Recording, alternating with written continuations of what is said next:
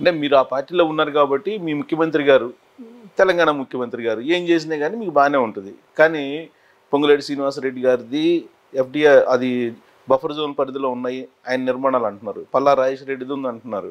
తర్వాత కోమటిరెడ్డి వెంకటరెడ్డిది ఉందంటున్నారు. తర్వాత ఎలాగో మల్లారెడ్డి మీద ఫస్ట్ నుంచి ఫైట్ చేస్తున్నాడు రేవంత్ రెడ్డి గారు. ఇప్పుడు ఇలాంటి వాళ్ళందరినీ మీరు టచ్ చేస్తున్నారు కదా!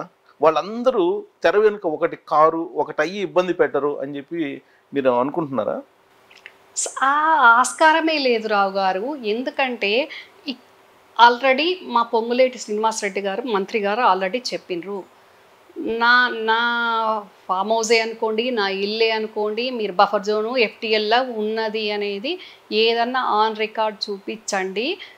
నేనే దానికి తగిన చర్యలు తీసుకోమంటా అని ఆయన చెప్పిండ్రు. అంత మంచిగా ఒక మంత్రి గారు చెప్పినాక కూడా ఇంకా ఈ బీఆర్ఎస్ వాళ్ళు మల్లారెడ్డి, ఎల్లారెడ్డి, పల్లారెడ్డి వాళ్ళవి ఉన్నాయి అని వాళ్ళతోటి మా మంత్రులు ఎందుకు కలుపుతున్నారండి? డెఫినెట్‌గా మా మంత్రులు చెప్తున్నారు. కోమటిరెడ్డి వెంకటరెడ్డి అన్నకి ఎక్కడ ఉందో ఏముందో నాకు తెలియదు. అన్న కూడా అట్లాంటి నాయకుడు కాదు. వెరీ సీనియర్ నాయకుడు. అట్లాంటి పనులు చేయడు. ఒకవేళ తెలిసి తెలియక ఏదైనా జరిగినా కూడా మా వాళ్ళకు మంచి హృదయం ఉంది, ముందుకొస్తారు. డెఫినెట్‌గా అట్లున్నట్టయితే తెలియక పొరపాటు జరిగినట్టయితే సరిదిద్దుకుంటామని కూడా చెప్తారు. సో ఎన్ కన్వెన్షన్ నాగార్జున నిర్మాణాల జోలికి, జైబేరి మురళీమోహన్ గారి కన్స్ట్రక్షన్ జోలికి వెళ్ళి అంత ఈజీగా వెళ్ళిపోయింది కదా మీ గవర్నమెంట్ హైడ్రా ద్వారా. ఈ సోకాల్డ్ వీళ్ళందరికి సంబంధించి టచ్ చేసి వదిలిపెట్టారు కదా, ఎక్కడా కూడా వాళ్ళకి కూల్చేయలేదు కదా. నేను చెప్పినటువంటి పేర్లు 4-5 ఉన్నాయి కదా. ఏం టచ్ చేసి వదిలిపెట్టింది లేదండి. డెఫినెట్‌గా ఒకసారి టచ్ చేయడము, మళ్ళీ ఒకసారి కూల్ చేయడము అట్లుండదు. మా మా ముఖ్యమంత్రి గారు ఒక డెసిషన్ తీసుకున్నారు అని అంటే డెఫినెట్‌గా దాని మీద ముందుకే పోతారు. ఎక్కడ ఎవరు దేవుడు దిగొచ్చినా ఆయన వెనకకు తగ్గేది ఉండదు. ఎందుకంటే ఆయనకు సూక్ష్మంగా ప్రతి దాని మీద పరిశీలించినాకనే నిర్ణయం తీసుకుంటారు. ఆ నిర్ణయం ప్రకారం ముందుకు పోతారు. అక్కడ మురళీమోహన్ ఉండనియండి, ఇంకే మోహన్ ఉన్నా కానీ వెనకకు పోయేది ఏమి ఉండదు. రిపోర్ట్లకు కొంచెం కింది మీద తేడా వస్తే ఇప్పుడు ప్రతిసారి ఈ పొద్దున్న లేస్తే హైడ్రాకు రంగనాథ్ గారు ఉన్నారు, ఐపీఎస్, ఆయనకు అప్పచెప్పారు, ఓ సిన్సియర్ ఆఫీసరు, ఆయన చూసుకుంటారు. పొద్దున్న లేస్తే ముఖ్యమంత్రి గారిగా ప్రభుత్వం పార్టీని చూసుకోకుండా హైడ్రా ఈరోజు పొద్దున్న లేచిన బజ్జలు రాత్రి వరకు ఏ ఇలుగులో కొడుతుంది అని అదే పనులు ఉంటారు కదండి. అది చూసుకోవాల్సింది రంగనాథ్ గారు. రిపోర్ట్లో ఏమన్నా వెనక ముందు కొంచెం ముందు వెనకాల వస్తే దాని మీద మళ్ళీ పరిశీలిస్తారు అంతే. ప్రభుత్వం పాలన మీద దృష్టి పెట్టున్నారు ముఖ్యమంత్రి గారు. నెక్స్ట్ డే వారికి రిపోర్ట్ వస్తుంది ఏం జరిగింది, నిన్నటిది ఏమయ్యింది అని. కానీ ఎక్కడికి పోయినా కానీ రేవంత్ రెడ్డి గారికి వచ్చే క్వశ్చన్ హైడ్రా గురించే కదా. ఇప్పుడు ఢిల్లీలో ఉన్నారు, ఢిల్లీలో అందరూ హైడ్రా గురించే మాట్లాడారు. మీరు చెప్పింది ఆయన కూడా చెప్పారు, మేము వెనకాడం ఎవరిదైనా మేము కూల్ చేస్తాము అని. బట్ గ్రౌండ్ లెవెల్లో జరుగుతుందేమో భిన్నంగా ఉంది. ప్లస్ అక్కడి నుంచేమో ఈ హైడ్రానే కూల్ చేస్తుంది ప్రభుత్వాన్ని అని చెప్పి వీళ్ళు అంటున్నారు. ఇదంతా మీ ప్రభుత్వానికి కొంత ఇబ్బందికరమైన సిచ్యువేషన్స్ వచ్చేటువంటి పరిస్థితి కనిపించట్లేదా? అస్సలే లేదండి. రేవంత్ రెడ్డి గారు అంటే గిట్టని వాళ్ళు, రేవంత్ రెడ్డి గారు ముఖ్యమంత్రుల కుర్చీలో కూర్చోవడం నచ్చని వాళ్ళు, రేవంత్ రెడ్డి గారి పాలన చూసి మెచ్చని వాళ్ళు, అట్లాంటి వాళ్ళు మాట్లాడుతున్న మాటలు కానీ మరి మాకున్న సమాచారం ప్రకారము రేవంత్ రెడ్డి 29 రాష్ట్రాల ముఖ్యమంత్రుల్లో ఆయన ఒక ముఖ్యమంత్రి, అతి చిన్న వయసులో ఆయన ముఖ్యమంత్రి ఎంత బాగా పాలన చేస్తున్నాడు, హైడ్రా ఎంత బాగుంది, ఇది మేము కూడా వివిధ రాష్ట్రాల్లో ఇంప్రూవ్మెంట్ చేస్తే ఎంత బాగుంటుంది అనే విధంగా వివిధ రాష్ట్రాల నాయకులు ఆలోచిస్తున్నారు. అది మాకున్న సమాచారం. కానీ ఇక్కడ రేవంత్ రెడ్డి గారికి వస్తున్న ఆదరణ, మా కాంగ్రెస్ పార్టీకి వస్తున్న ఆదరణ, మా ప్రభుత్వానికి వస్తున్న ఆదరణ చూసి ఓర్వలేక గిట్టలేని వాళ్ళు అవతల పార్టీలు వాళ్ళు మాట్లాడుతున్న మాటలండి ఇవన్నీ. సో ఢిల్లీ వెళ్ళారు కదా, ఏంటి అజెండా ఏంటి? మంత్రివర్గ విస్తరణకా, లేకపోతే నామినేటెడ్ పోస్టులకా, లేదంటే ఈ హైడ్రాని ఆపే ముంచి దీని గురించి చర్చించడానికా, దేని గురించి వెళ్ళారు రేవంత్ రెడ్డి గారు? డెఫినెట్గా అండి. ఇప్పుడు కొత్త పీసీసీ అధ్యక్షులు అయ్యిండ్రు. పీసీసీ అధ్యక్షులేమో మర్యాదపూర్వకంగా కలవడానికి, పెద్దల్ని కలవడానికి వెళ్ళిండ్రు. ముఖ్యమంత్రి గారు ఇప్పుడు పీసీసీ అధ్యక్షుడు అయ్యింది కాబట్టి ఇంకా మంత్రివర్గ విస్తరణ ఉంది, ఇంకా మిగిలిన నామినేటెడ్ పోస్టర్స్ ఉన్నాయి కాబట్టి వాటికి సంబంధించి కలవడానికి, మాట్లాడడానికి వెళ్ళారు. హైడ్రా గురించి అక్కడ చెప్పుకోవాల్సిన అవసరం ముఖ్యమంత్రి గారికి లేదు.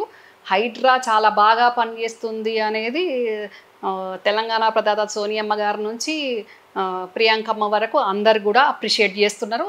దాని గురించి వాళ్ళు అక్కడ నుంచి అడిగితే ఇక్కడ నుంచి ఎక్స్ప్లెనేషన్ ఇచ్చుకోవాల్సినంత ఆ, అలాంటి పరిస్థితుల్లో రేవంత్ రెడ్డి గారు లేరు.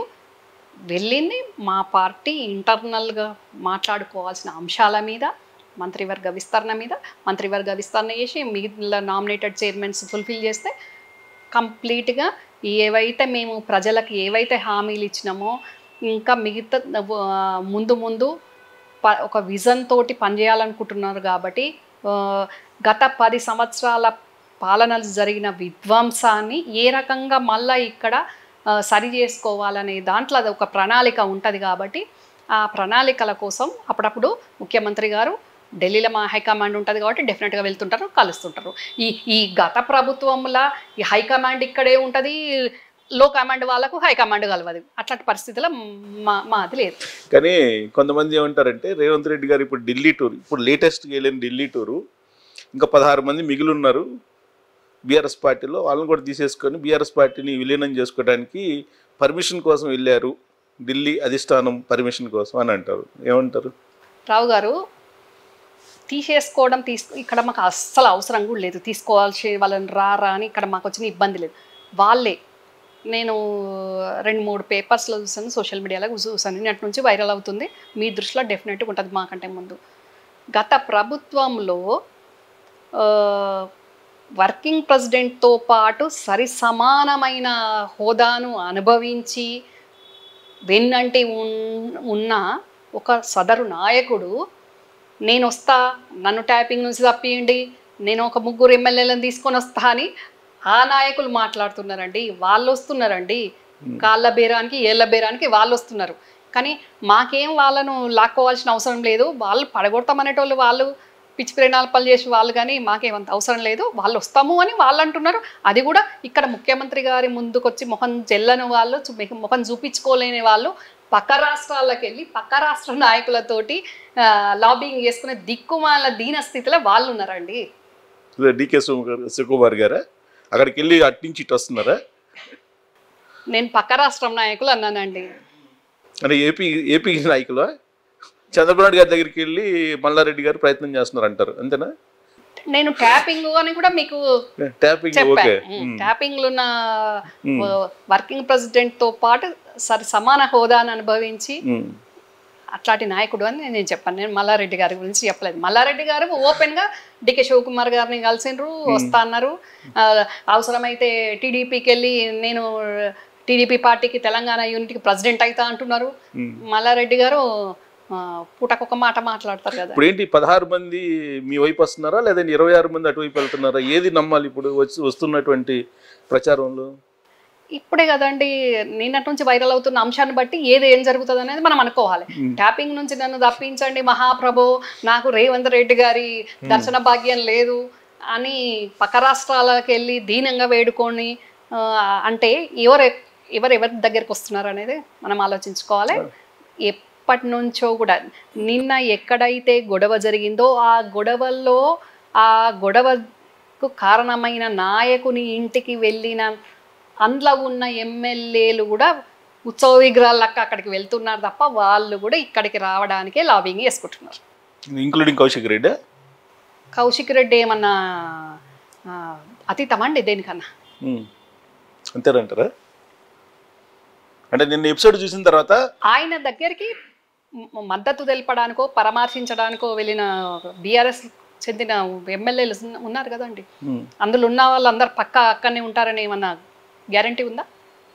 సో ఇప్పుడు మొత్తం ఈ 16 మీరు అన్నట్టు ఆ 16 మందిలో అక్కడికి వెళ్ళిన వాళ్ళు కూడా వచ్చేవాళ్ళు ఉన్నారు.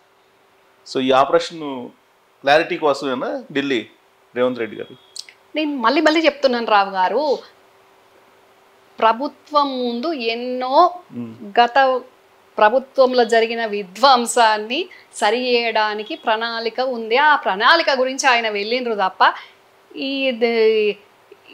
వీళ్ళు అవసరము లేదు, వీళ్ళు ఒక పెద్ద ఇది అని వీళ్ళకు ఆపరేషన్ చేయాలని ఆ ఆపరేషన్ కోసం ఆయన వెళ్ళాల్సిన అవసరం ఉందా అండి?